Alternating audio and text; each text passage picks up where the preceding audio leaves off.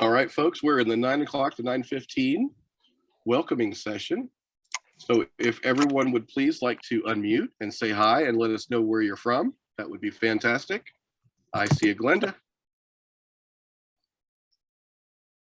And I see Mr. Tom Butts joining us, who is one of my surprises for Mama that I was hoping would show. I'm in Baltimore. Hi, y'all. Hey. Multitasking. Love Good y'all. to see you. Love you too.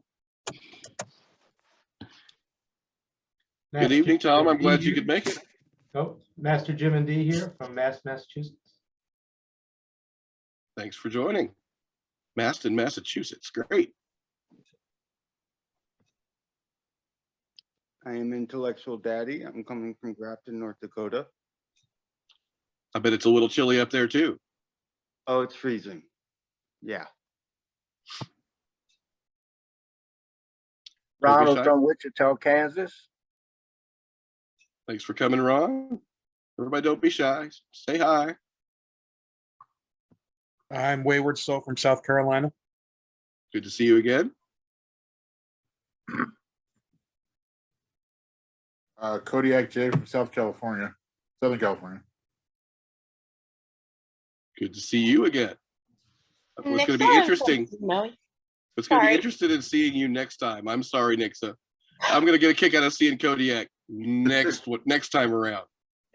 The wide eyes and look like he hasn't slept in a while.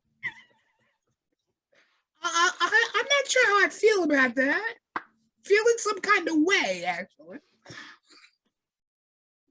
Good evening, everybody. Please go ahead and say hi and let us know where you're from. Hi everyone, I'm Miss Jamie. I'm from South Bend, Indiana. Hi, Miss Jamie. Thanks for joining us. I'm Tom Butts out of Portland, Oregon. So good to see you, sir. Thank you for coming. Mama, how far is South Bend from the library? We're only about, what, 200 miles? You're north of me, but not by much. I think it's 5 hours. So not too bad. Literally both ends of the state, right? Opposite ends. Much, yeah. Yeah. Go from one body of water to the other body of water.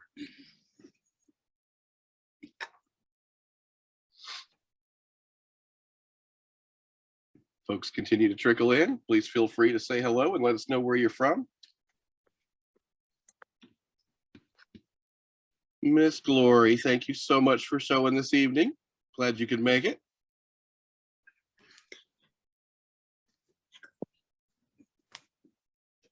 Probably still getting the audio connected. There she is. Hello, everybody. Far too long since I've seen you. Thank you for coming. Oh, you're very welcome, Matthew. It's so nice to see you again. And why? I'm putting you on the spot. Uh-oh. Yeah, they're still trying to figure out Frankenfoot. Matt, I'll tell you about that later. All right. Everybody, if you haven't said hi, please let us know where you're from. We're glad you're here. Thank you. You want me Lori to say Peg where says hi. What? Lori Peg says hi in chat.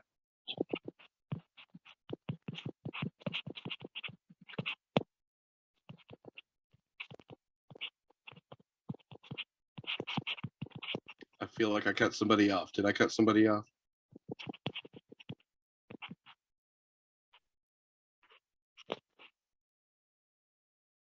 Madam Shadow says hello. I'm Madam Shadow from Virginia. Thanks for joining us. I see Tony. Thank you so much for coming.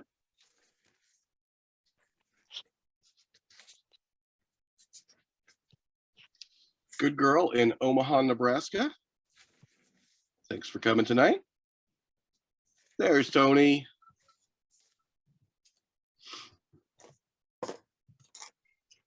Just Rob in Jacksonville, Florida.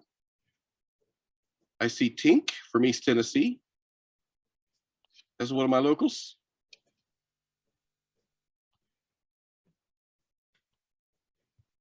All right, everybody. Mama is chomping at the bit tonight. And folks are coming in a little slowly, so I may just let her get started because she's got I'm not even sure what she's got. She's got a history bug and she wants to run with it this evening. So we are off script. Okay, here we go. Let's start with what's new in the library, because so much of that ties together with what we're going to be talking about. In this last 2 weeks, I pretty much had my mind blown by some of the things that have been coming into the library. And a couple of them I had to send Matt pictures of so that I wouldn't have to hold them up. Starting with a young man that you all got to meet at the last time we were together, a man named Scott Erickson. Scott is a historian and an expert on the area between Provincetown, Boston, the clubs of the Northeast. He has been collecting a tremendous amount of history that he has and gives to the history project in his area. But a few weeks ago, a local bar with a tremendous amount of history shut down. A bar with, I guess the Ramrod had at least 50 years of history. A lot of that history, for those of you who have been in leather bars, particularly gay men's leather bars, is all over the walls. Banners, posters, trinkets, trophies. Bars that, clubs, forgive me, they call the bar home, bring back souvenirs so that they can be displayed in the bar. And when a bar closes, we lose a lot of history.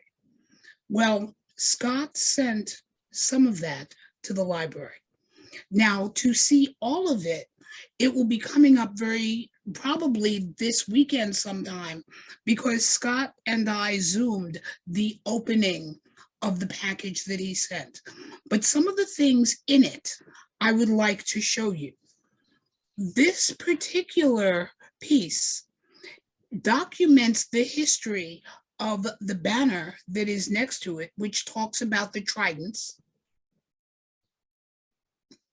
And the next banner in line that talks about the ASMC. Now we're going to very proudly display them with the piece in the center. But when these boys were bringing these things home, they weren't history.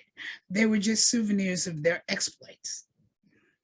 And these are the kinds of things that talk about not just who we are, but the places where we've gathered. And many are closing, and a lot of the history is being lost. Now, we're going to come back to these because of the detail in them, and something that, of course, I'm going to be charging all of you with, so you're stuck with me. But moving along to a few of the things that Scott actually gave us. Actually, let's go past drummer for now. I'll be coming back to that. And fetish flea to the Vikings. Here's another example of how history gets preserved. Now, our big brother in Chicago, as well as the library, have patches in our collections that we travel with and that we show. What Scott did, which is what I had always hoped more groups would do, was not only send me their back patch, their associates patch, and their associates patch for the AMCC, which is the Mid-Atlantic Motorcycle Club, but he also included, as you can see on the left, all of their anniversary pins, as well as more of those on the right that talk about the big event that the club did and what they called their club run. So in sending this patch to the library, he not only gave us a patch for the library's patch collection, but he also preserved the history, the visual history of the group. But in dealing with the group's true history, and Matt, can we go to that notebook? He also sent to us both a printed and a digital copy. Now, go back. You were right the next time with the book. This one? But that one. Okay. He gave us the picture of the bar that was the club's home bar. And he also gave us the club's notes going back for almost 25 years. Now that the club is defunct, it includes all of their minutes. It includes when they planned certain runs, who is on different committees, their membership lists of their both living and now deceased members. One of the reasons I wanted to show you all of this was because I got an interesting question last week about, Grandma, what is leather history? And so in showing you pieces like this, and now let's talk about drummer, which is something that was, the drummer pieces were a gift to us from Tom Butts. Let's look at some of those drummer programs. The event contests, where we get our title holders and so on. We forget how long the title circuit is run. Now, Drummer, which when it was being produced, was just a really hot men's magazine. And that was the reason it was being produced. But 30 years later, Drummer and Drummer's events are part of our history. We tend not to think of the value of programs, of the bits and pieces and the memorabilia that we get, the bar cards, other things that we find in bags, the value of the pin, as you saw before, as Scott had laid it out. Now, I opened this page in one of the drummer programs to show you and make you think about what is in a program. Yes, you have the contestants, but you also have profiles of the judges. Shar, do me a favor, upgrade, because we're about to lose some time here. Yeah, I'll pay for it later. Oh, goodness. In something has come up on my screen that I think Shar can see. Yep. Oh, heck. She's working on it. Shar, whatever it is, do it. So she just has to log back in. That page, you also see profiles of the judges. Michael Bales was also called Daddy Zeus because of the fact that he owns Zeus Studios. You see a picture of a very young Chuck Renslow. You see a picture of a very young Ray Spannon, and so on and so forth. At the time, heck, I think that's even Fred Katz down there, one of the nicest perverts I ever met. Mm-hmm. At the time, it was just the program. Who has decided that it's history? History is not something decided by the present. History is decided by the future. Now, almost 30 years later, the people that you're looking at are the cornerstones of how this tribe got to be where it is, who we are. We're still reading the writing of Ray Spannon. The films done by Zeus Studios are now classics in gay men's history. Chuck Renslow's empire is legendary. Back when they were doing this, however, it was just experience. And in saying that and talking about so many of the things that are coming into the library that are saved and preserved and needed, it's things like this that weren't thought about then. And I'm putting all of this in your ear because you are going to be making history, because the future will be looking back at events like this, at people that don't realize the importance of what they do. To give you other examples, one of the things that has come into the library has been some work from a woman that I have always admired by the name of Lamar Van Dyke. Now, that may or may not mean anything to the youngins, but it does to our old dogs. Lamar was a woman who was very active in the 70s and 80s, not just in sexual liberation movements and sexual freedom, but also in using the arts as a way to express that freedom. Oops, let me tell Shar something here. There we go. And a lot of her work as a young activist wasn't known. Her art was, but a lot of her work isn't known by this generation. So when I cornered Lamar on Facebook, because now she's up as the artist Lamar Van Dyke, I said, I want your story. I want people to know that you were one of the founders of Dykes on Bikes, that some of the original zines for young women were drawn by Lamar, or that when she was using her incredible talents as a photographer simply to record leather women in the Seattle area, all she wanted to do was make a calendar to raise money. But note the age on the calendar. Now these women who were photographed by Lamar and by women like J.C. Collins have gone on to do things that have helped this tribe move forward. Now, this is now history. A calendar that is just as hot, but very, very recent, simply documents some of the women of Drummer. What's the difference between this and this? A whole lot of years. Maybe one day this will be history. After all, this didn't start out that way. And more of the things that have come in, more patches, one of which we glossed by, which was the patch for the eagle's nest.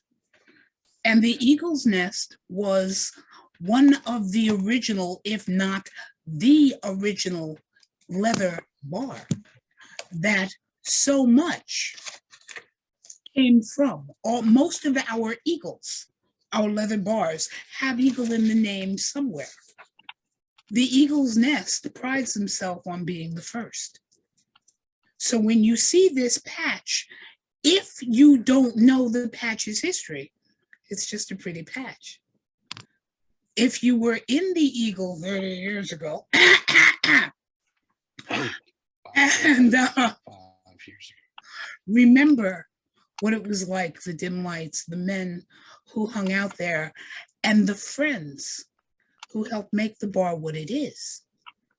It has a whole different meaning. Such is the nature of the experience that now is looked on by the future as history. One of the people that I adore who's in this room with us, who I'm privileged to talk to once a week, wrote a book. Now, she's written many others, but most of you in this room have read Different Loving. For some schools, it's mandatory reading in human sexuality classes. Now, I have a feeling, and of course, I'm going to put the author on the spot in a minute, but I have a feeling when the commission came in to write Different Loving, I doubt sincerely that about that many decades later, it would not only still be relevant, it would have become a part of this tribe's history. So I come back in some ways to the question that I got asked, which sent me down this tangent, which is, what's the difference between experience and history? Experience is the now. It is what we do because it feels good. It's what we do to raise money, to help, to assist those we adore, to champion the lifestyle that we live, to stand up to a bully, to stare down a senator, or whatever else comes into our way.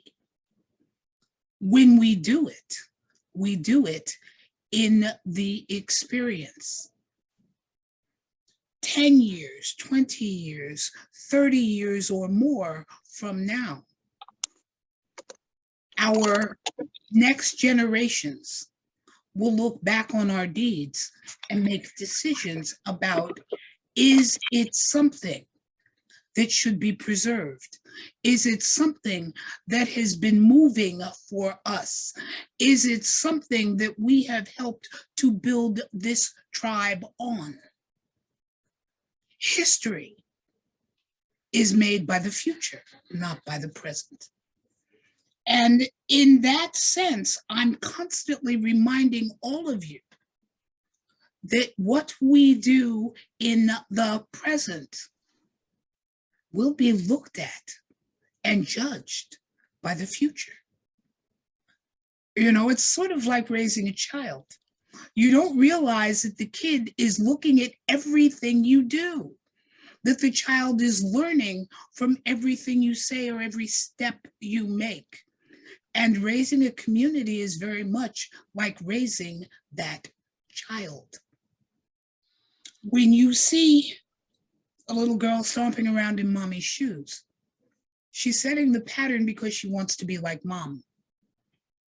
When you see a young boy with shaving cream smeared all over his face, the mirror, etc., he's trying to imitate and therefore learn from daddy. When we see our vendors in programs and we see them 10 or 15 years later, like, and I'm putting Tom on the spot here, like Mr. Butts, who's a realtor and is a Leatherman, and is someone who has supported this community for decades. As a young Leatherman, he probably wasn't thinking about his future in real estate. But now that he's a realtor, how many Leathermen has he helped? They will go on to tell the tale of the Leathermen who helped them get their first house. When I was saying before about, now, I'm not sure where we lost technology because I was just putting you on the spot, actually. I'm not sure. I think we passed host over here too soon, and it took it to a regular. Glory, Pandora was saying that Different Loving was her first book. Yes, And I had seen that, and I noted that it was my first book as well. Here is my original copy. Wow. From sometime in '93-ish. Uh-huh.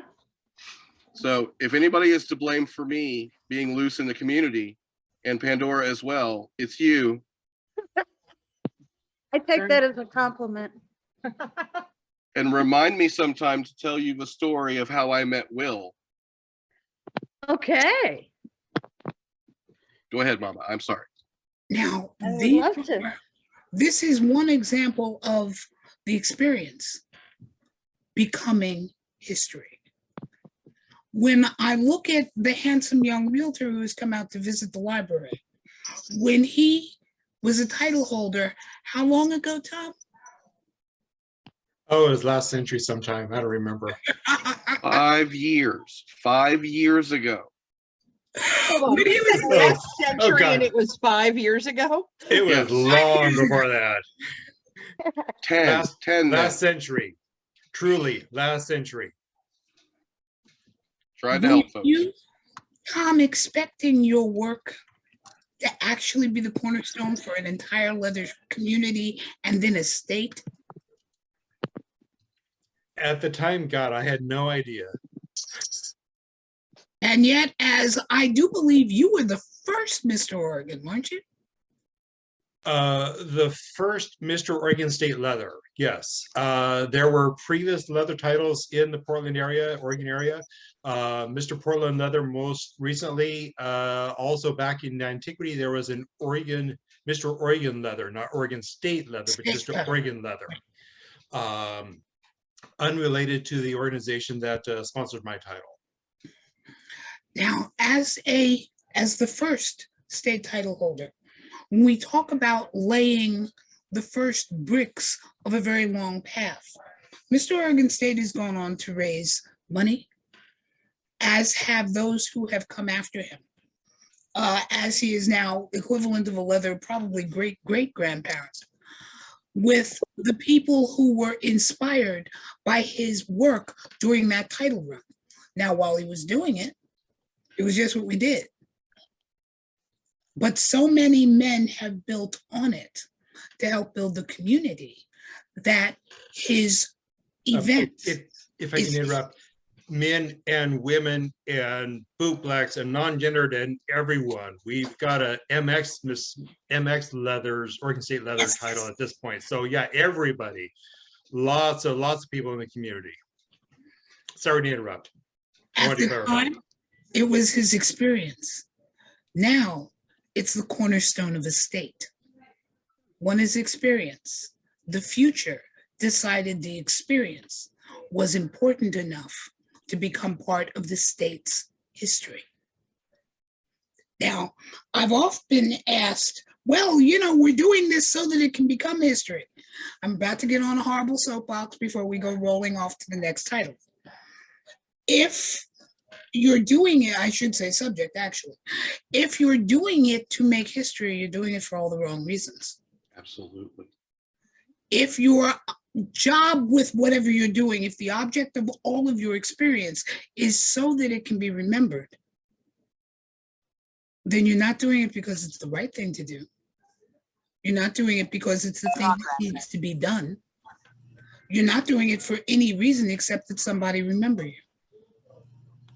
So what happens if a brother in need who goes on to do something wonderful reaches out a hand, but he's not worthy because he probably won't help me with history? I remind you, we do what we do because we love it, because it is the basis not only of our sexuality, but at least a part of our identity. We do it because we're part of a larger community. We do it because we're parts of groups of friends who all happen to be as twisted as old coat hangers.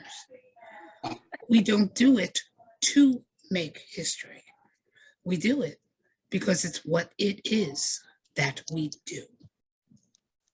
Now, climbing off that soapbox and going on to, let me see, what normally follows in this pattern? What new books are in the library? Oh, are you want to go back to a schedule now? I'm off my soapbox. I told you I probably wouldn't be on it forever, just for a while. Okay, well, yeah. What's your book of the month, Mama? Ooh, can I don't go anywhere. Oh, I so wish we could follow her. You guys would love it. So love it if the camera just went right with her. Arrange that for next time, Matt. Well, you guys, you see this little corner all the time, but all the interesting stuff is all the way around her. Yeah, sorry I'm not there. Sorry I'm not there. Thank God. Welcome, Robbie. Thank you for joining us. Is forbidden to drive today or tomorrow. We have so much ice on the road. 18-wheelers are slipping. Oh, goodness. And I love my family alive. I got a thing for alive. 2 books have come in. Now, they are same text, different editions. And I have to keep my eye on this because one of my children is here and eyeballing one of these badly. Remembering that the library is a little more than just leather. It's kinky. And since I'm the pervert who has chosen much of it, I get to define what is kink. And I can go down some real serious rabbit holes.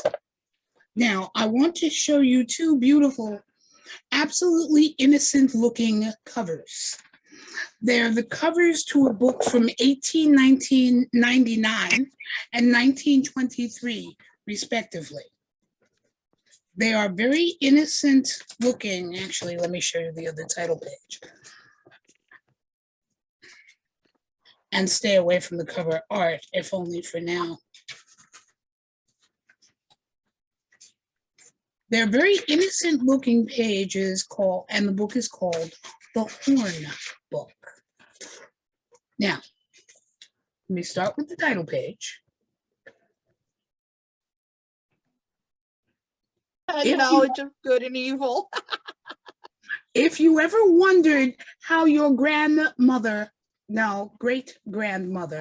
learned about sex, it was probably because she was given this little thing. And knowledge of good and evil, the horn that she would have been taught to blow, I understand the reference to. And the book, starting with its rather beautiful cover, frontage piece, teaches a lovely young lady of the late era, previous 2 centuries and the early 1900s, how to properly blow that horn. Remember, we are putting these on YouTube, Mama, and keep those kind of brief, okay? And yeah, oh, yeah, blow the horn. That was innocent enough, wasn't it? Now, I've been looking for one copy, and I've probably been looking for about 10 years since I read about it. And all of a sudden, 2 of them showed up on Facebook, and you now understand why Vi never has money. I couldn't resist them. I'm hiding one in the rare book room. I'm waiting to see which of the annexes discovers there's a second copy and which one of the siblings who kills whom in order to get a copy of it. So that is the newest addition to the library, and it's really quite a favorite. Y'all can read it when you come. Sir, yes, sir. I was calling dibs. Robbie, say something. Get me out of this. Yeah, right. I have not left. I have not come in there and go. left with a book yet. I'm not letting the book go. I have not left with a book yet. I left with a lot of leather. You got to fight me for the book. Oh, I'm not going to fight Robbie for the book. Might steal it at some other time. You said it was up for dibs. I said dibs. Nope. Okay, well then it wasn't up for dibs. I was mistaken. Well, technically, I think Robbie got first dibs. Okay. Does that clean that up a little bit there, boy? That helps. Clean that up What, just. ma'am? Does that clean that up a little bit? Oh, yes. Now, Folks, for those who don't notice what's behind me, most of you can see that there are multiple copies of books that are on these shelves, mostly because the library has 7, soon possibly to be 8 children to feed.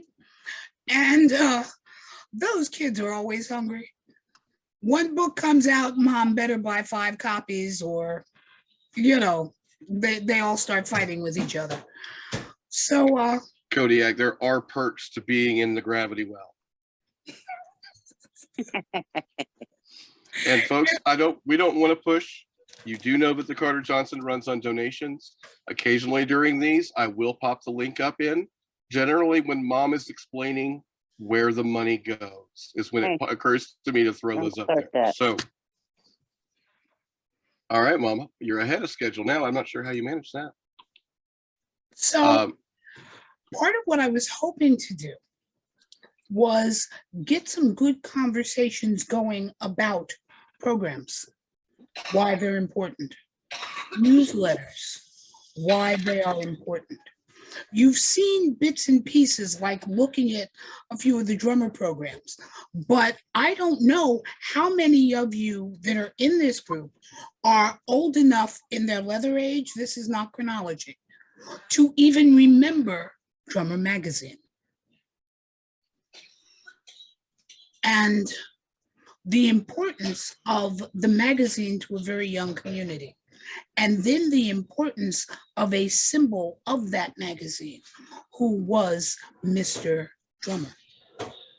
A contest that went on for well over 20 years. And being able to look back at programs. But how many of you here actually save programs? Just recently, we found a plastic bag laying around, and we knew it was put away, but we couldn't remember what it was. And we pulled it out, and it was our event bags from New York Leather Weekend 2008, which just so happened to be returned to the mine shaft because we took the mine shaft home that year. So we found our event bags as they were when we got them. So pulling those open and digging through the program and all the little cards and flyers and advertisements 12, 13 years later was a lot of fun. But yeah, That's cool. I saved mine. Now, we talked before about the importance of a program, but let's talk about the chronology of saving a number of programs. This book and its contents is a gift from Tom Butts. This is 12 years of the early drummer program. The earliest one goes back to 1983. Wow. Oops, there we go. And just letting a few of these fall. Oh, Yes, it is a trip down memory lane. But as I had shown you the page that you looked at before, yes, a program documents an event. But a program also documents the presenter. It documents the companies that supported us, that were willing to put money on the line to take out an advertisement. And while we did not think about it that much at the moment, if I needed a realtor, I'd be going to a program first because I want to keep my money in the community.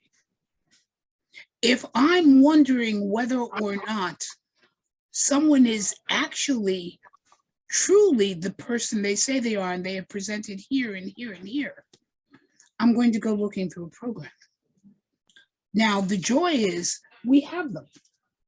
The problem is most programs are printed in very limited runs.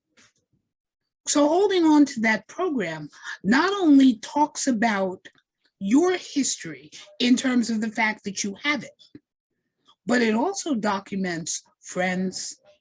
If you've made notes in the program, it's who you talked to, what you did, what classes you may have attended, what contestants you might have saluted. All of that is in a program. And all of that is part of who we are as a tribe.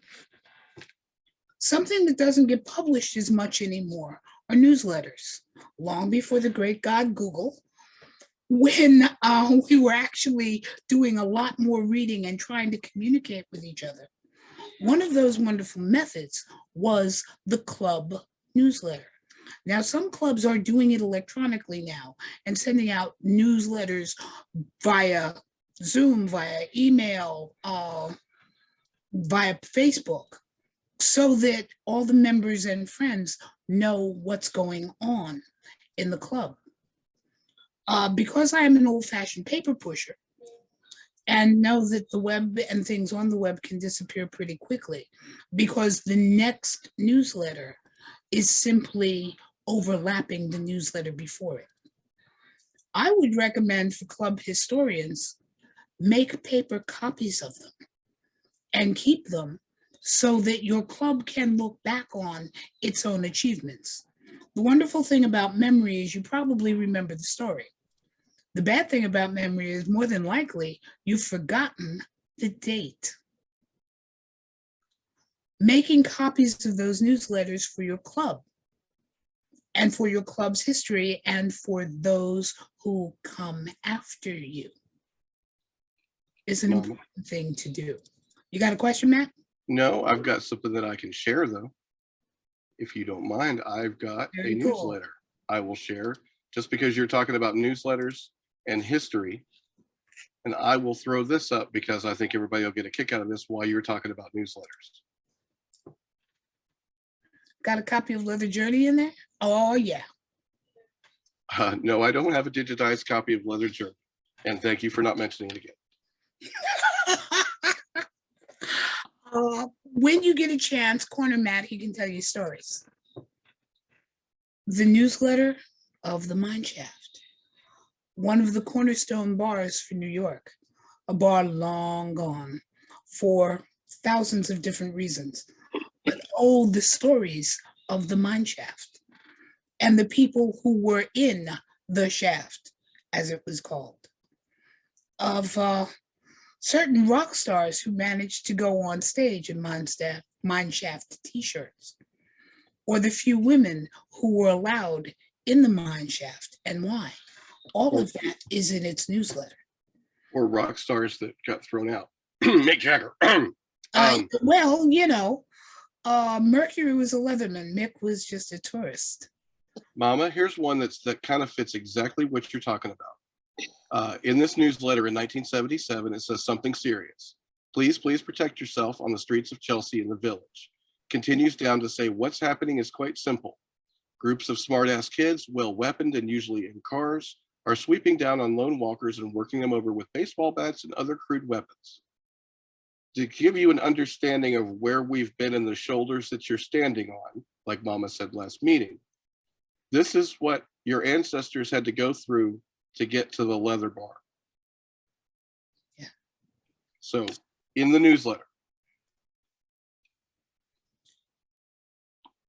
There is a little piece of history, not just of the mine shaft, but of the community, of the area, of what was going on, what clubs were doing what.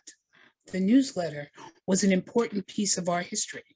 For those of you who are club historians or have gone rummaging through the old bags and boxes of other Leathermen who would, and women who would allow you to go tiptoeing through their memories, take a look at the newsletters. They're an important piece of who we are. As important, actually, as the program is. And swinging very quickly back to the program and talking about each person's history. The program is a part of who you are. 20 years from now, or 30, when you're looking back on your own leather history and telling your grandchildren the kinds of things that I'm sitting telling you now, leather grandchildren, unless of course your bios are as kinky as you are, you will have those pieces to show them. And those pieces of your old history, your experiences, become their history as well. So I encourage all of you to hold them, notebook them, put them somewhere where you can reference them later. 1, they're fun to look back at. 2, they bring back wonderful memories of old friends. 3, they are proof you had the guts to stand up and proudly proclaim your sexuality just based on the events you went to. So, am I back on schedule? Yeah, let me share real quickly. You mentioned that I had some little secrets. Let me drop one real fast since you mentioned it specifically. So if everyone here, when the meeting is over, would like to go to YouTube and find Queen, Don't Stop Me Now, and watch the video, you might notice Brother Freddie. You might see this guy right here somewhere in the video. And that's the little hint. There you go. You are on, so let's see, 9 foot. Yeah, you're not doing bad. Featured room. Do you have a featured room you'd like to talk about this evening? Let's see now. We have talked about the magazine room. Yeah. And I have a tendency to come back to the rare book room, although I probably shouldn't. Let's move along. So the center. We've spent so much time talking about the library, I have not given the Carter Johnson Center for Sex and Culture its due. For those of you who've been following on in the library Facebook group, you've been seeing some posts by Katerina DeLocke.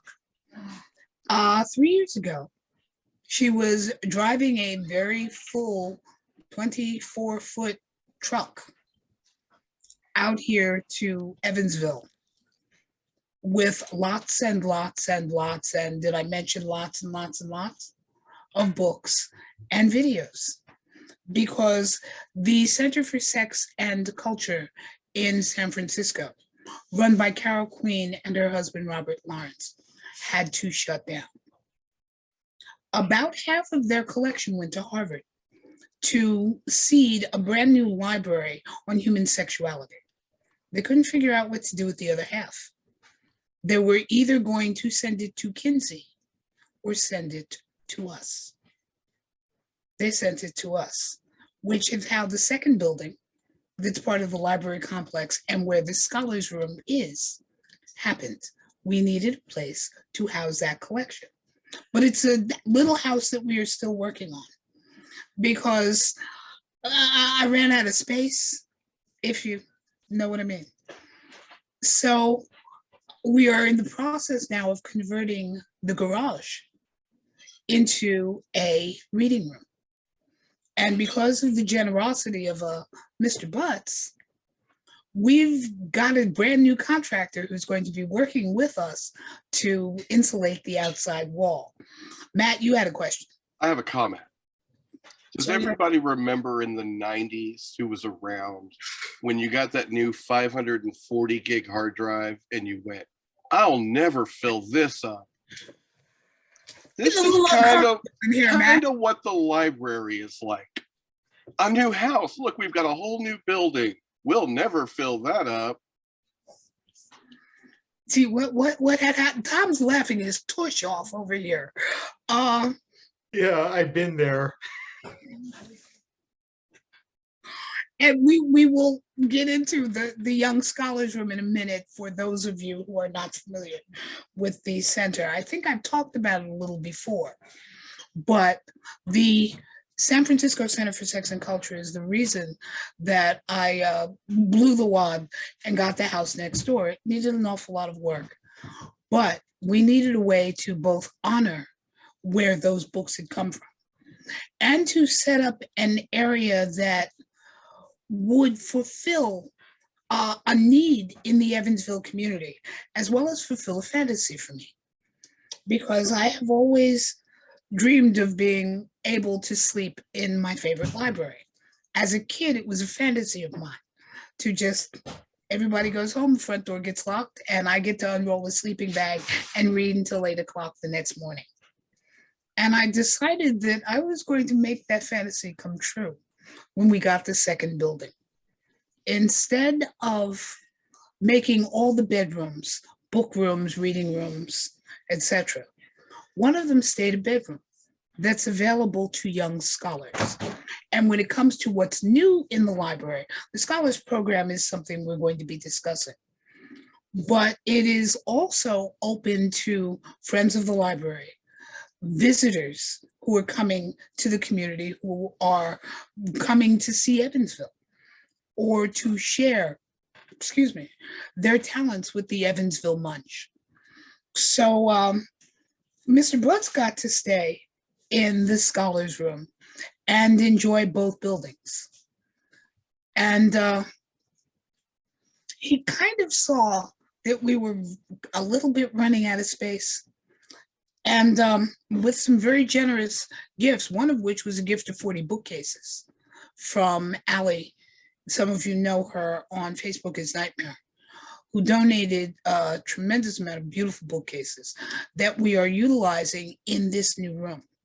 One wall is done because, as I was saying of Tom's gift, we can hire a contractor to help us insulate the second wall so we can get the next 10 bookcases up and then work on an outside wall and a heater so that we have a new workroom and a new reading room where this time we'll have a few desks in there and some couches where small groups can meet, and where more therapists can come with young clients, 14 and over, with your therapist and your parent, and receive counseling, which is part of what that building is set up for. It's meant to be a tad bit more academic. The posters on the walls are for my geeks, as Tony is probably laughing and thinking about. The periodic table of kink, for instance, a kink map of Europe, and so on and so forth. Things that my geeks would appreciate, but also things that scholars would enjoy. So a therapist can bring a student that he can't counsel at the high school and tell them, bring your parent and meet me here. And they then can sit in an atmosphere that is far more relaxed, A therapist who is familiar with the rooms of the library can then say, and here is the book that I would like you to read to understand your child, because all of those books are on the shelves as well. So I don't get to talk a lot about the center because I'm far more geared toward talking about the library. But the Center for Sex and Culture is a very important part of who the library is and what the library does within our local community. And emerging into the local community and stepping out behind the library's anonymity, because in Evansville, we are probably the best kept, worst kept secret at this other end of the state. Robbie tells a story about, and the boy can do this better than I can, about talking to a counselor who said, you know, somebody was talking to me about the Carter Johnson and I just can't figure out where this place is. And boy, would you quickly tell that one, because I still giggle about it. So I was in a session with my counselor and she said, there's word going around about this Carter Johnson library. Have you heard about it? And I said, heard about it? I'm the assistant director. She was like, wow, really? I want to go visit it. So Best kept, worst kept secret. a lot of the counselors know about it, but don't know where it is. So the next generation of library babies is going, so Mom, about the booth at Pride. Mom, about the sponsorship for. I am from a generation that believes in hiding in plain sight. And those who are coming after me believe that the doors should be open, the pride flag should be waving. There should be a sign in the front going, if you don't like me. And tables at festivals everywhere. The fact that they're right doesn't make that pill any easier to swallow. But, you know, I suppose we have to step around the anonymity sometime and bring young poets and writers to Evansville to expand their horizons. And now, what's new at the library? Well, we're getting the 5-minute countdown again. Oh Lord, I thought we fixed that. We will sort this before next time. What's happening is you're passing host off to us so we can keep control of everything, and it's attaching to our. Ooh. So we'll get it sorted before the next time. If it does it again, folks, come back. I won't change it, and we'll be good till 11. Pandora did ask something. Pandora, what can I do you out of? She wanted me to ask you to circle back for a moment and talk about Drummer and its history and how it's substantial towards women. Like all the way back to the Jean Barney history, like the beginning. I wish I had some of those here to show you. Once upon a time in the Los Angeles area, which had a thriving gay community. Now, please understand, I came out before the term was gay and lesbian. It was just gay. And the police in Los Angeles were having an awful lot of fun and making a ridiculous amount of money rolling, which is the term that was used then for roughing up and busting a bar. It was a great way to get headlines. It was a very good way for whoever was running for local council to go see what I did. And the Homophile Empowerment League of Protection, HELP, decided that they were going to start putting out a small newspaper that they called Drummer. A number of men who went on to help with Drummer magazine were active with the Homophile League when it was still a newspaper. And for those of you who have read about some of the scandals of Los Angeles and the infamous slave raid, that was all published and helped to fund from Drummer, the newspaper. It also had, the newspaper had articles in it that were about fundraising in order to raise the money to pay the lawyers that were defending these men who were constantly being arrested just for getting a drink in a gay bar. That was part of what the newspaper was created to do, as well as alert the Los Angeles community about things they heard, things about men who may have needed help. Now, the two people who were most instrumental in that were the writer, Larry Townsend, and a wonderful woman named Jeannie Barney, who was one of Drummer's first, if not Drummer's first editor, as it was transitioning from a newspaper to a magazine. And the only real difference between the very early Drummer newspapers, Drummer magazines and the Drummer newspapers were that the magazines had a few more articles in them. And yes, people actually did read Drummer for the articles, kind of like reading Playboy for the articles. The extra artwork was just fun. But the articles in Drummer were very well written.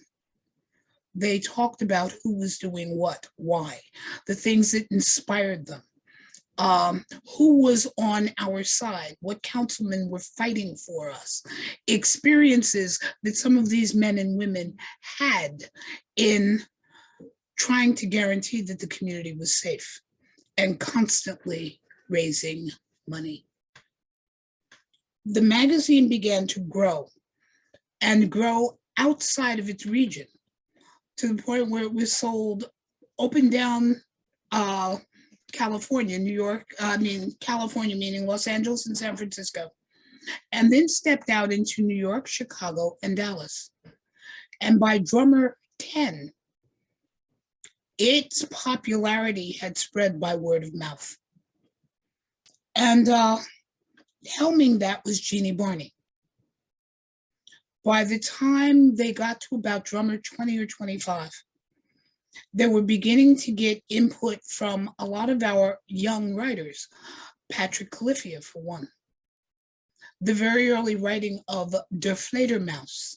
This was before Der Fledermaus, Dr. Anthony DeBlas and his partner owned Drummer. And it was branching out in ways that a magazine in the United States hadn't before. So we have a very young magazine that needs better guidance than what Larry could give it. So he sold it to a man named Andrew Charles, Dr. Andrew Charles, actually, and his partner, Dr. Anthony F. DeBlas, who then proceeded to take that infant magazine and make it a worldwide publication. But in the process of doing that, Tony kept getting hammered by the women who loved him that he knew, going, "You do know women read Drummer." And, at first his reaction to those of us who were annoying him constantly was, "Yeah, right." And then he actually began to look at some of the responses, the comments, and begin to listen to the women around him. And he went, "Wait a minute, y'all really do read this thing." We then tried to explain to him that last time we checked, the rope didn't really care if it was a gay dick or if it was a straight dick, because a rope and a dick go together and the gender is immaterial. And because so many women were harassing him, basically, and he already had a number of wonderful women on staff, Drummer birthed a baby, and the baby was called Samutopia Guardian, which had a far more pansexual lean, because, wait a minute, women really are reading this? Well, yeah, Tony. Well, maybe it's time the Drummer Empire started giving women a little something of their own. Yes, Tony. And that is how drummer became a daddy of sorts. Now, were women in drummer? Yes, as writers. I am proud to say that I think mine was issue 172. Drummer did a feature on me because Marcus found out that I had no problem walking around the streets of Tulsa with a bullwhip on my hip, surprised the get out of him. And he wrote a story about it that showed up in Drummer magazine. Women have been part of the magazine since its beginning. Women have stood by their drummer men since the beginning. It was women who raised the money to get the drummer men out of jail when it was still a newspaper. Women have been a part of drummer since it began. Mama, if I can real quick, I have another cute share that some folks might like. Speaking of Dr. Anthony DeBlas. Yes. This is from the mine shaft, unknown year, so somewhere between 76 and 85. This is Tony giving an electroplay demonstration wearing a Sand Mutopian Guardian t-shirt. So even actually, San Utopia University. I'm sorry, correct. I'm on my, I'm now down to the MacBook Air, which is 11 inches, so it's really small.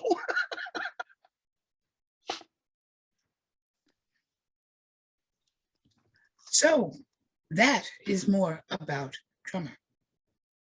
So given the fun we're having this evening, let's go ahead and call this where we're at, and we will go ahead and open up for questions. Sounds like a game plan. If you have questions, please try to raise your hand, unless it's just really slow and nobody wants to ask a question, and then just unmute and pop in. And this is where you can ask Mama anything about tonight specifically, the library specifically. And if it's really quiet, maybe we'll open it up to a little AMA. But let's try to keep it topic specific for now. Intellectual Daddy has his hand up. Please go ahead, sir. How many VHSs or DVDs does the library have for our culture and history? See, what had happened was, remember I told you about the first 24-foot truck that came rolling in? And then about a year after that, a 14-foot truck rolled in, and that one was all VHS. 96 boxes of them, actually.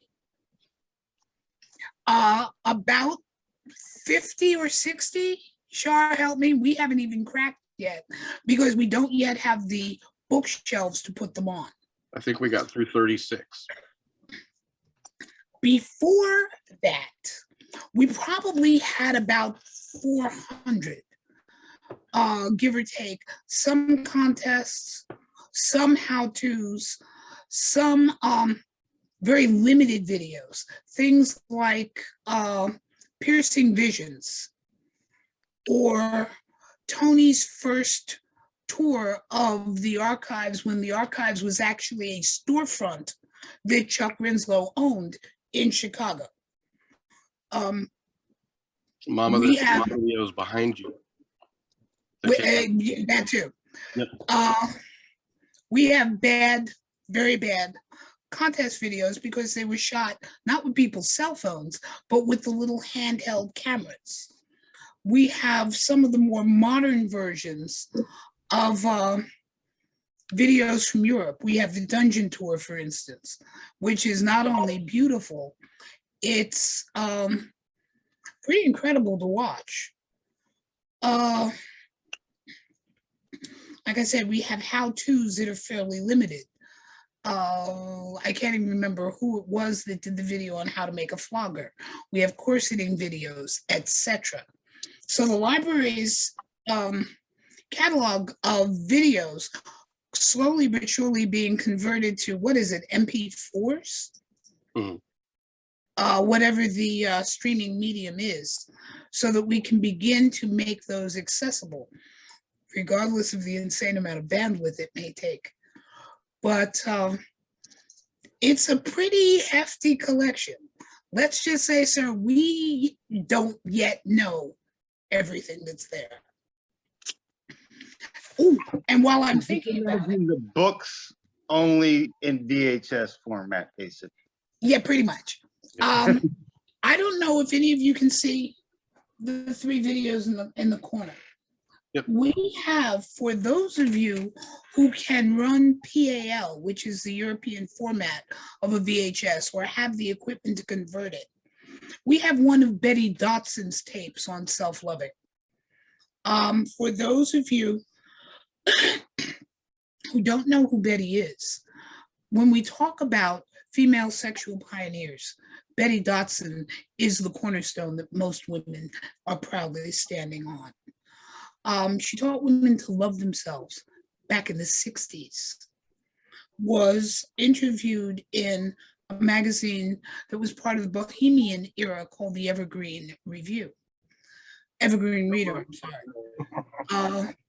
Was a tremendous artist, but believed that women needed to know and understand themselves first, hence taught classes in masturbation for women and how to self-love.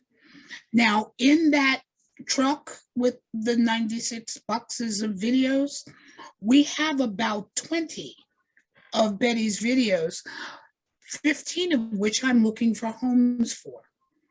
So if you would like one, contact Matt and we will get some of those out to you. Please remember, it is a PAL system. If you are capable of converting a PAL, contact Matt so we can get that process done too. Yeah, those were the 3 that I was referring to. I recognize those sitting back there behind you. You said those are all PAL. Yes. Oh goodness. Now, speaking of pioneers in women in sexuality, I believe I remember seeing a video, at least one, of an Annie Sprinkle presentation as well. Mm-hmm. Annie used to bust a move constantly at the old Hellfire Club. In a very early, and I'm going back to probably 82, in a very early cable show when cable was looking for content called the Sprinkle Salon. And I'm not sure if there are a lot of those tapes left. And any one of a number of others, because aside from being a porn star for her era, as you know, she's also an amazing educator. And by the way, she is Dr. Annie Sprinkle. She has a PhD in sexology, which most don't realize. Also photographs of her in the mine shaft. Don't ever let anybody tell you there was never a woman in the mine shaft. All right, any other questions? Thank you. There's my Scott. Scott's I here. was talking about you. Hopefully your ears are burning. No, but that's okay. Well, what were you saying? Oh, all sorts of things. Oh my God. There was coffee. We talked. She was off a clamp. The chickpea is neither a chick nor a pea. Discuss. She went on and on about the Holy Roman Empire was nor the Holy, nor Roman, nor an empire. Discuss. Just got back from Venice, and boy, are my arms tired. Tired, right? Mom, I do have a question for you, though, and I forgot to mention this the other night when we had spoken. Did you get a friend request from Jim Maciel? No, not that I've seen anyway. Okay. Do you know who Jim Maciel is? I want to make sure I'm talking about the flag guy. Fits like a glove. Leatherman. Oh, that's what his last name is. Who's like a glove? Yes. I gotta hold on. That's not. I don't think that's the name that I saw. Okay. Fits Thank like you. a glove. Yes, I was talking to someone about that. By the way, does anyone know about the group? Again, thanks to Mr. Butts, in some of the magnificent boxes he's been sending me, there were old newsletters. Cool. About 6 of them were newsletters from an organization called Fits Like a Glove. When we talk about fetishes, gloves are one of them. Cool. And the different styles of gloves, types of gloves, where those gloves go, how delicious a glove looks, a gloved hand looks holding a cigar, and so on and so forth. Or what a glove feels like when it's caressing and or smacking your face or other body parts. And so I'm looking forward to continuing conversations with him, because not only do I want all of his knowledge, I also want all the newsletters he might have access to, so that I can talk to you about those as well. But speaking of newsletters, I have a feeling one of my favorite historians is about to whip a little something something out of his closet. That right there. Those. Wait, slow down. I was getting kind of turned on by that last one. Yeah, that. Mama, while you're distracted, I'm sorry. While you're distracted, would you please tell Scott that the address that I give him is the address for him to send things to the library? just Jedi mind trick. It's in Tennessee now. The reason why I asked is because Jim has a lot of things, lots of things. Things? Oh, yes. Things? So, I love things. All right. So I think you'd probably enjoy this story. I'll tell you a little bit about it. There was a picture that was pulled out of the basement of the Ramrod that had some pins from Vikings MC, one of the Entree New, one of the people. No, it was Vikings. And it wasn't under glass. The pin, they hung it on the wall. The pin started coming off. And as you know, I used to work as a professional picture framer. I said to them, why don't I take this and make it into a, put it behind glass so that we don't lose these anymore, and do kind of like what they did at the bike stop. And I'll even put out a word to see who has pins that can add to this collection. And Jim says to me, you need to come down to my house. We'll do it Tuesday. And I go down there, and he pulls out this big, huge box that is literally, this big and this deep, and it's all of these pins. And he goes, this is the pin collection from Mick Miller. Mick Miller was the founder of ABW, American Brotherhood Weekend. Whenever Mick went to an event, he would always grab a handful of pins, put them in his pocket. So Jim says that I want, a first collection for myself. And so anything that there was just one of, he kept. Oh, you can't hear me, huh? Oh, we can hear you. Oh, but Robbie is saying that Robbie is saying that he can't. So the next one down went to the pin collection that was going onto the wall of the Ramrod. That was 300 pins. The next collection down went to the Leather Archive. The next collection down went to Gwen Hardy. So you actually have parts of this collection. That's the kind of stuff that he has. I'll take all of it. Well, you got some of the remnant. Do you remember when you saw this collection? Remember when we went to Philadelphia for Philadelphia Pride, and I brought that big pin collection that was in the library room? That's this collection. That's whose house it's at. So I pull this collection out occasionally when I do talks, because a good portion of it is all New England stuff. So if you went to Jim's house, he basically has the entire top floor. And when I say he has a room that is filled from floor to ceiling, it's an 8 by 10 room floor to ceiling, posters, all kinds of stuff. The reason why I sent him your way was because he has a ton of leather journals and a ton of guidebooks, and he was wondering who would want them.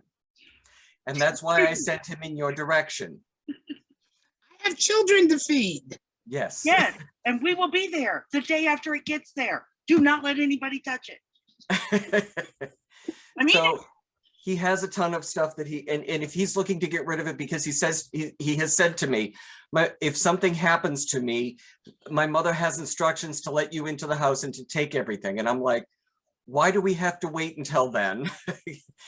Why do you need to hold on to this now? There are people that want what you have. I mean, he has all kinds of posters. He has all kinds of newsletters. He has all kinds of stuff. You know, I do have newsletters and things like that, but you know, not as many as he does, you know. But good on Jim for having that pre-plan. Like, that's pretty awesome. Yeah, it is. It definitely is. And see, things like that just make me start salivating down my shirt. And I'm incredibly grateful the shirt is black, or yeah. Do you see the woman that's there? Oh, yeah. That is Sarah. Do you remember the Ms. Boston Leather Contest booklet that I sent you? Yeah. That's who won. In fact, she's wearing her sash in the picture, I believe. Yes, she is.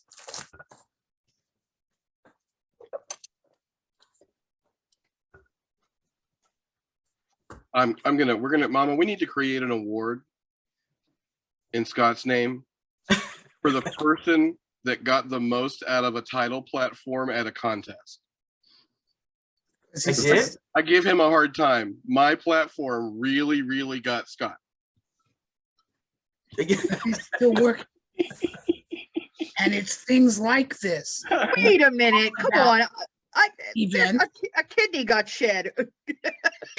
Well, I'm not saying mine was the best. I'm saying okay, we're talking the one and only men's contest. I just get such a kick out of it. My platform was leather history, and Scott's out, and he's got it all already. Here it is, right here. Pretty much. I have my own profile page on a leather archive. Right. All right, folks. Does anybody else have questions? I have a ton of questions. Where are we going to rob Scott? Okay. From behind me, I'm hearing, how big of a truck do we need? When are we going to Scott's? It's not me. It's Jim Maciel. He lives in North Dartmouth, Massachusetts. And if you can pry it out of his dead clutching hands, good luck to you. But if he's willing to let go of things, please take it, because again, I don't need to clean this stuff out. I also want every story that's in his head. Oh, yes. I want the ones he can't remember yet. One of the things that I've been trying to get him to do, because he's been around since 1989 and was a friend of Mick's. And he started taking pictures because when he was in the mid 80s, he started working for Sears. Remember the portrait studio? Yeah. He used to work for them. And so he has always been taking pictures the entire time that I know him. He has every single picture from all of the leather contests in New England from the early 90s until present, all of them. Some of them are videotapes of all of the contests. There isn't a videotape of my contest or his contest, but I think we started doing it in maybe 2006 or 2007. And then he did videotapes of all of them, I think all the way up until I think 2011 or something like that, or 13, or I don't know, but something like that. Things like this that just leave wet spots on my chair.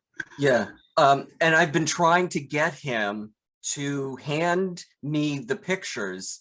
He can have them back. I just want to take a scan of all of them so that we can contextualize them. Yes. Yep. There we are. There's Pandora and I at the flag weekend that way back when. I believe that was 2005. Either 5 or 6. I think it was 5 because Oh, you I'm were- still got the shawl on, so it was yeah, yeah. you were Ms. World at that time. Yeah. You came up because you gave your talk on organ donation, and you really set the room on its ear because the rule around gay men not being able to donate blood, nobody actually thought that, well, if you can't donate blood, then you shouldn't be able to donate organs, and that's not the case. And this was something that Pandora brought forward, and wherever she went, she set the room on its ear, giving them the information that they didn't know. And world and its history and the women who stood on that stage are another discussion. Absolutely. That's probably an entire evening. Yeah. But I've wanted to get Jim in a room, all of those pictures, and scan them in and be able to sit down and write out exactly who's in all of the pictures. And he knows all of these things. And it's just getting it out of him. And unfortunately, trying to get it out of him is like pulling teeth. I've been after him for a good 10, 12 years, trying to do this. When I saw this collection, because he showed it to me, you know, I just was like, we have to, you know, put this places. This can't just sit in your home, because if something happens, we're going to lose all of this. When the New England Leather Alliance had their 50th flea, do you know who Kim Ayers is? Yeah. Kim Ayers came back to Boston, and she hosted this 50th celebration of the Fetish Fair Flea Market. And she had all of us old board members from NELA up and talking about old days and everything like that. But so it was Cecilia Tan, and it was Kim Ayers, and I was like, I think I remember seeing a picture. And lo and behold, I said, Jim, do you have that picture of Cecilia Tan and Kim Ayers doing the leather contest in the early 90s at Sporters with Mick? And he goes, yeah, I do. I said, could you send it to me? So I printed it off and I put it in an envelope. And in the middle of this, I pull out the picture of the two of them. They're like, oh my God, where the hell did you get that? I said, I know people. and you did it probably. All right. Does anybody else have any questions? Thank you, Scott. Now that I'm drooling and yeah, I'll shut up for a while. I'm wearing black, or you'd see the stains down my shirt. yes. Oh my God, we've stunned them into silence. Well, that I'm about stunned into silence hearing the description of that collection. Char's over here ready to get in the truck. And the funny thing is, when we think about boxes, and you're stuck with the storyteller, so here goes. After Jill and I had made numerous moves all over the bloody country, when we got to Oklahoma, and Jill and I spent 10 years in Tulsa, or just south of Tulsa, actually, there were only about 7 or 8 boxes we hadn't gone through to cull and throw out. Well, the next generation of kinklings in the city was coming up, and they were also coming in from Oklahoma City. And because this was mid to late 80s, and AIDS had hit the East Coast and West Coast before it hit the Midwest, a lot of the men from the Midwest, Leathermen, had effectively either died or taken their toys and gone home, and were too afraid to come out again. A whole bunch of kinklings running around looking for mentors, teachers, people they could ask questions of, and tag Jill and I became it. And they started going through our boxes. And it was that group of kinklings that made us realize our old stuff was their history. And their awareness of the importance of what was in the boxes, because again, for us, it was just our experiences. It was the events we had been to, the magazines we had read, the books and things that had been given to us that we just hadn't bothered to throw out, newspaper articles, etc. They went through all of that with a fine-tooth comb. and started asking questions. And then when the answers most of the time are, well, it's in the box, their joy and their discovery of who they were and where they had come from helped define a new generation of kinklings in Oklahoma. And coming back to where we began this with stuff, I need all of you to remember that at some point in time, somebody is going to be looking at all of you the way you're looking at me and going, tell me about this stuff. Tell me about this. Or were you there? Or can I see the program? Or can I read the magazine? Or can I touch this piece of history? Those things that you are not thinking about now will help guide someone 5, 10, 15 years from now. And many of you will be in the same boat that Mama is in right now. What's the big to do? I've just been living my life and this is just stuff. I don't really have any special experiences. And folks, you know, 15 years ago, I thought the same way too. And you try not to think of yourself as, you know, anything other than a normal person, and you don't want to be like you're egotistical. But at a certain point, you reach the point where you're going down the same track as Mama. And you need to think about your stuff the same way, and your personal papers the same way, and your community interactions and their history the same way. Look at what Scott's talking about. Just the history of the Eagle in Boston and the amount of history that was there. The amount of history that he was just describing that we were all dying over. The box, it was a 13-inch television box that the mine shaft came out of in an attic in a pink house in Knoxville, Tennessee. To go back to my platform from 2006, what's in your community? You won't know unless you ask.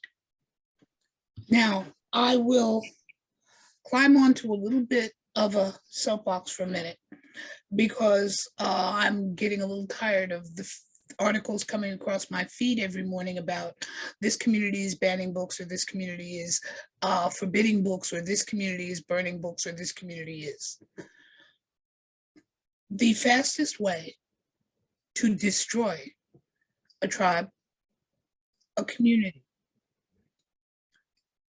and the youth that are part of it is to convince them that those who walked before them never existed. Yep. Because then it makes that youth other. Because they have no rock to stand on. They become susceptible to the bullshit of the bully. And if there is no proof that all that you are and all that you are is the next stone in an incredibly long path. Yep. If there is no path because it's been destroyed, they're susceptible to, well, you must be a deviant, you must be a pervert, you must be a worm, go back to where you came from, crawl back under a rock, better yet kill yourself. Because you believe that you're the only one. And if you believe that, you are susceptible at their most vulnerable, especially our youth. The proof that they are not alone, the proof that they are not deviant, the proof that they are actually not even different, just practicing another way to love, is in all of our collective history. Not only is it what our youth need, it's proof of who we are, and we get to tell our story. They're told by Gloria Brames. They're told by Annie Sprinkles. They're told with every dissertation that's written for us, about us, and by us. They're told by the programs and the biographies. They're told with this brand new wonderful technology that's making pieces of the library, all of our libraries, available to some young kid in bumfuck Wisconsin, who is the only one who's there. He can reach out now through a medium and find out that he's not alone. But if we don't keep it, if we don't tell it, if we don't record it, then who we are and what we do becomes 50 shades of gray. And not the truth, the stories, the glory, the triumphs. We must keep it. We must tell it. All of you have a story to tell. All of you have something in your life that empowers the ones who come after you. Hold it, save it, preserve it. Even if every one of them, of us, becomes like that young scholar in Timbuktu who risked his life to save 50,000 manuscripts and hid them with families all over the country so that the future would know the past. And now I'm getting off that soapbox and going on to the next one. Let me follow that up with the appropriate Orwell quote, and I've pulled it up to make sure that I get it correct.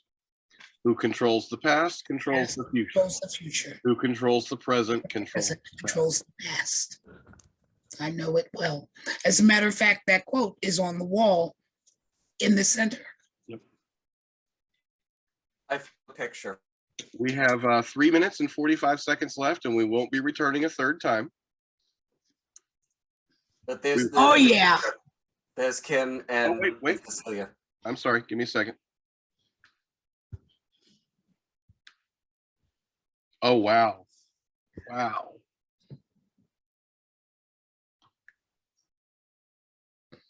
That's at which was Sporters, which was over by Mass General Hospital, at the bottom of Beacon Hill. That's one of them. Wow. And so when I pulled these out, they were kind of floored. We tell our own history. We tell our own story. And I guess right about there is where I say, if I don't see you in the library, I'll see you next month. Yep, and we will be posting this up on FetLife again, and I am going to figure out the Carter Johnson Leather Library and Collection Facebook page event button, and I will get it up as an event on Facebook, and we will sort out the library's Zoom before next month, and we'll be able to go more than 40 minutes without everybody having to reconnect. It hasn't done this the first few times, folks. I apologize for the fun tonight, but this is a learning experience for all of us. Mama's involved, and there's technology. Anything can happen. And in case I haven't introduced myself this evening, which I don't believe I did, I am Matthew Cary, the designated extrovert of the Carter Johnson Library and Collection. And I have to get that out because of the reaction that Mama has. It does tickle me. There are other designated extroverts, but I am the designated extrovert. I hope everybody enjoyed themselves. Thank you for sticking through the technical difficulties. We hope to see you in the library. And if not in the library, we will see you next month.